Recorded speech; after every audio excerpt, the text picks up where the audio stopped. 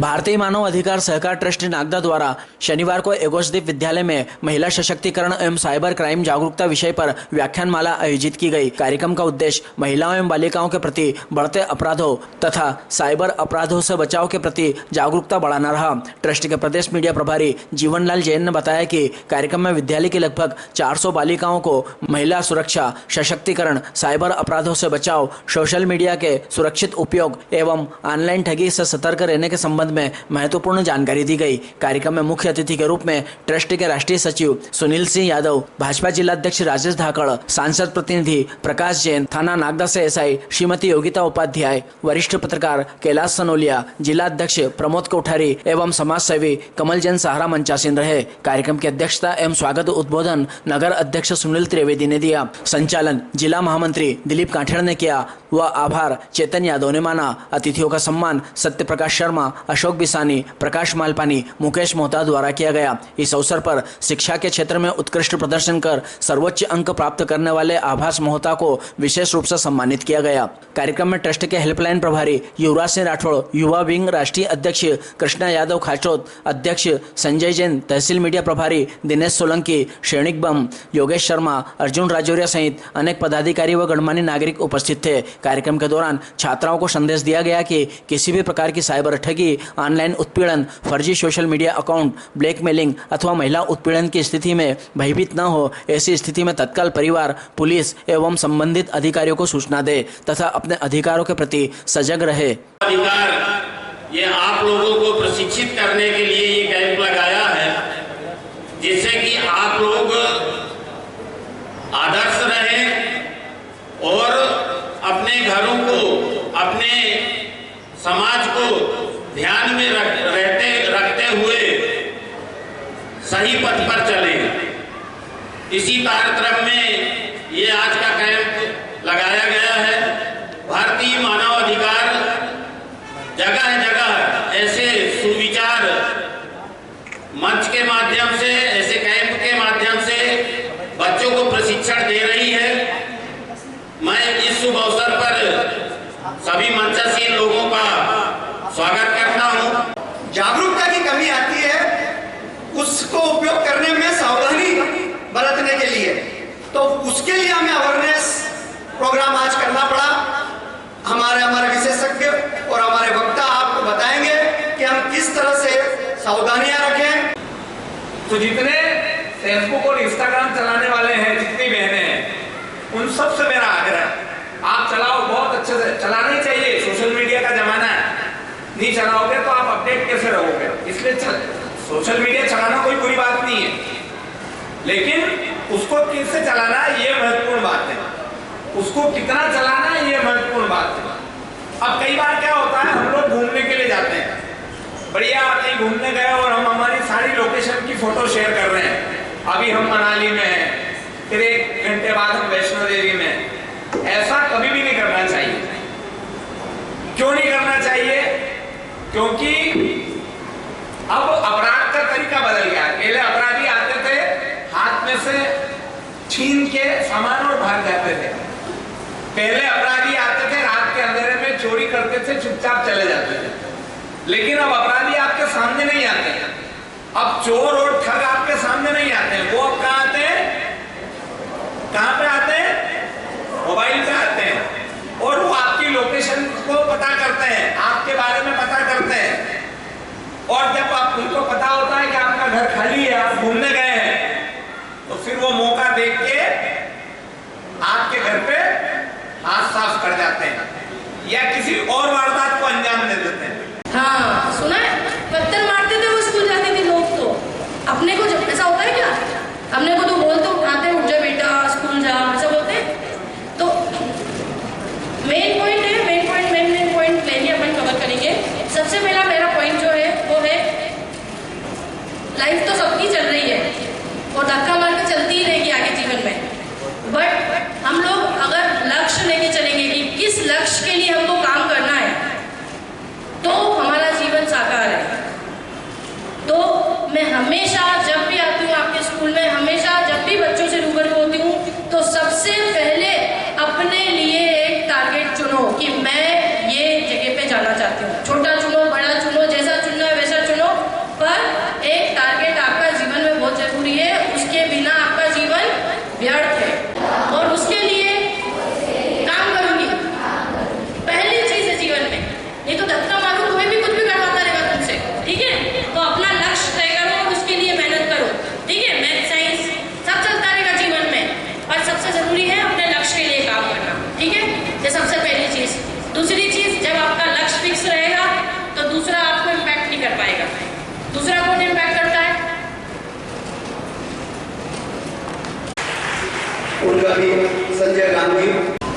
कमल जी,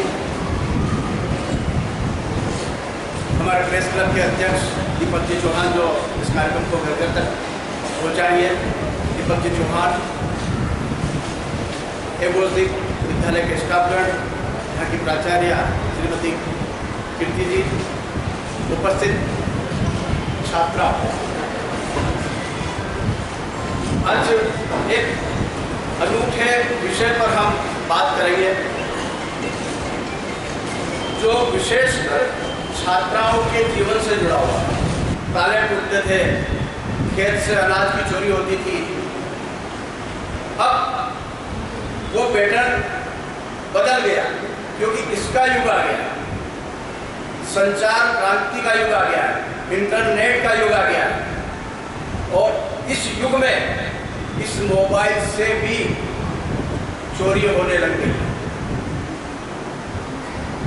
उस चोरी को कैसे रोका जाए और वो चोरी आखिर क्या होती है, यही आज का मुख्य विषय है। और आप जिस दौर से भी गुजर रहे हैं, जिस उम्र से आप अभी गुजर रहे हैं, वो एक बहुत ही नाजुक दौर है। यदि आप वास्तव में फेसबुक नहीं चलाते तो नहीं सजे, 1 वर्ष के बाद, 2 साल के बाद आप निश्चित चलाएंगे। उसके बिना आपके जीवन का उत्थान नहीं हो सकता, मेरा ऐसा मानना है। आप वो चलाएंगे तो आपके जीवन की जितनी भी जुड़ी हुई घटना है वो चोरी हो जाएगी। इस मोबाइल से एक पत्रकार खबरें बनाता है, खबरें भेजता है। आप लोग भी ऑनलाइन आप पढ़ाई करते हो कि नहीं करते हो? करते हो कि नहीं ऑनलाइन पढ़ाई? ऑनलाइन पढ़ाई होती है। आपके माता पिता ऑनलाइन पैसों का ट्रांजैक्शन बैंकों से करते हैं। आपकी व्यक्तिगत जानकारी इसमें रहती है, आपके परिवार की जानकारी इसमें रहती है, सब कुछ जानकारियां इस मोबाइल में रहती है। अब सवाल ये उठता है कि ये आखिर कैसे चोरी होता है, कौन चुराता है और चुराने के बाद वो क्या करते हैं? अक्सर ये देखा जाता है कि सोशल मीडिया पर फ्रेंड रिक्वेस्ट आती है। फ्रेंड रिक्वेस्ट ऐसे लोगों की आती है जिनको आप नहीं जानते हैं, उनका नाम कुछ और रहता है, उनका चेहरा और कुछ रहता है। वो चेहरा बदल के वो लोग आते हैं, वो स्वांग बदल के आते हैं और दोस्ती करते हैं। धीरे धीरे दोस्ती आगे बढ़ती है, कई व्यक्तिगत बातें होती है, कई तरह के पारिवारिक फोटो का आदान प्रदान भी होता है। लेकिन पर्दे के पीछे और कोई छिपा रहता है। आपसे सारी जानकारियां वो लेकर जो बातें आपको नहीं कहना चाहिए वो बातें भी बातों का आदान प्रदान में हो जाती है। भविष्य में फिर जब आप का उज्जवल भविष्य होता है, आप किसी नए रास्ते पे जाती है, आप अपना परिवार बसाना चाहती है, उस दौर में जाकर वे लोग कहीं न कहीं प्रताड़ित करने का प्रयास करते हैं, जो कहे कि ब्लैकमेलिंग करने का प्रयास करते हैं, डराने का प्रयास करते हैं, धमकाने का प्रयास करते हैं। ऐसी स्थिति में हम रोज सुनते हैं कई लोग आत्महत्या कर लेते हैं, अपना जीवन बर्बाद कर लेते हैं। तो इस बुराई को रोकने के लिए आपको आगे आना होगा। कुछ ऐसी स्थितियां बनाना चाहिए कि पूरा परिवार एक साथ बैठे। क्या करना चाहिए? देखिए, जीवन में 3 बातों का यदि आपने ध्यान रखा तो जीवन में कभी भी आपको कभी कोई दिक्कत नहीं आएगी। सबसे पहले मैं कभी झूठ नहीं बोलूंगा, नहीं बोलूंगी। हम क्या करते हैं, कोई काम भी भी करा या कुछ करा तो हम अपने माता पिता से झूठ बोलते हैं, आप दादा दादी से बता सकते हैं, अपने शिक्षक को बता सकते हैं, पर जीवन में अच्छी 5 सहेलियां होना चाहिए कम से कम। क्या होना चाहिए? जिसके घर आप जाओ तो उसके घर वाले खुश हो, वो आपके घर आए तो खुश हो, आप अपने दिल की बात उसके साथ कर सको। पर आज के जो बच्चे हैं, मैंने एक बात उन्होंने में देखी है कि वो संकोच करने की आवश्यकता नहीं है। सबसे अच्छे दोस्त तो आपके शिक्षक हैं, यहाँ पर माता पिता हैं, आपके दादा दादी हैं। यदि आपने अपने दादा दादी, माता पिता और शिक्षकों के साथ दोस्ताना व्यवहार करा और अपने मन की बात बोलने का, तो आपको जीवन में सही रास्ता दिखाने वाली पूरी टीम है। दूसरा, इस मोबाइल पे दिखने वाली हर चीज अच्छी नहीं होती कि व्हाट्सएप पे देख लिया, फेसबुक पर देख लिया। आज का दुख वहम का दुख दुनिया है, वहम फैलाने वाली दुनिया है। लोग मीठी मीठी बातों में उलझाते हैं। अभी आप मिट्टी हैं, आप जिसको जैसे हम बनाएंगे, चाहे तो घड़ा बना सकते हैं, चाहे तो दिया बना सकते हैं। आप जिस तरीके से आपको हम बनाएंगे वैसे आप बनेंगे। कई बार मैं देखता हूँ हमारे पास बहुत सारे प्रकरण आते हैं कि राजिया हमारी बच्चियां को सही दिशा नहीं मिलती तो वो गलत दिशा पे। तो कई बार मैंने ये देखा कि वो माता पिता और दादा दादी को पहचानने, परिवार को पहचानने से इनकार कर देती है। भाई जीवन में एक बात ध्यान रखना, जो आप लोगों को पढ़ा रहे, एक बात बताओ, कल आप भी माता पिता बनेंगे कि नहीं बनेंगे? बनेंगे कि नहीं बनेंगे? बनेंगे कि नहीं? नहीं बनेगा कोई भी? तो बनेंगे तो बोलोगे हाँ बनेंगे। अब एक बात बताओ, यदि कोई ऐसी घटना हो जाए और आप कहोगे मैं माता पिता और दादा दादी को नहीं पहचानता, तो कल ये घटना आपके साथ हो सकती है या नहीं हो सकती है? हो सकती है कि नहीं हो सकती? बताएं, हो सकती है ना। तो जीवन में एक बात ध्यान रखना, अपने माता पिता और परिवार से कभी बाहर नहीं जाना, कभी नहीं जाना। यदि उन्होंने कह दिया कि ये सही है, वो कभी भी कोई माता पिता अपने बच्चों के लिए गलत भाव अपने मन में नहीं लाता। चाहे उसका बच्चा कितना भी गलत हो तो भी वो उसके साथ क्या रहता है? खड़ा रहता है। तो आपका दायित्व क्या बनता है?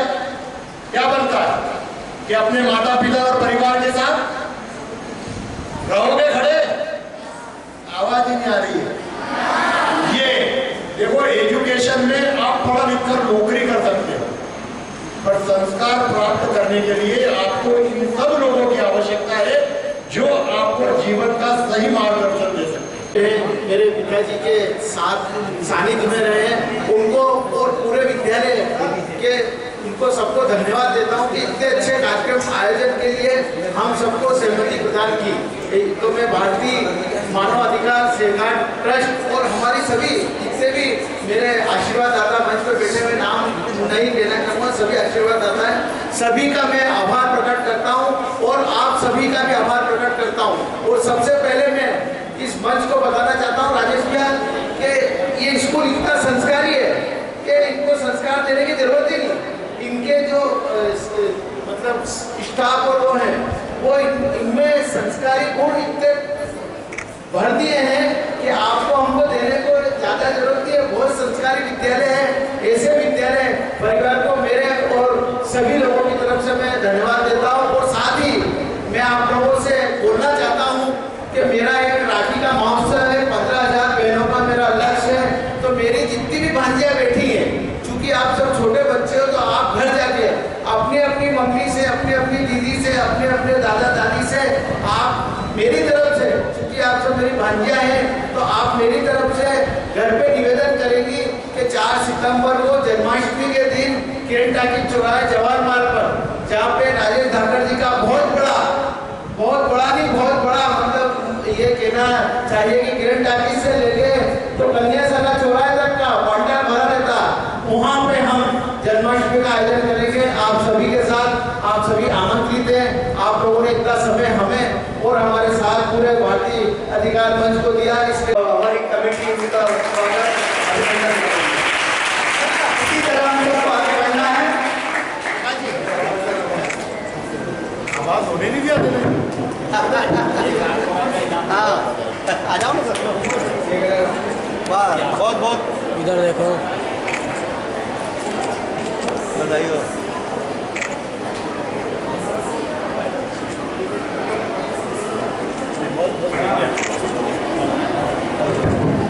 कमेटी के सभी सदस्यों से निवेदन है कि सभी को कमेंट यही समाप्त होता है, क्योंकि आगे से स्कूल के भी कोई स्कूल परिवार ने जो समय दिया आप उन सब के लिए बहुत बहुत आपको बस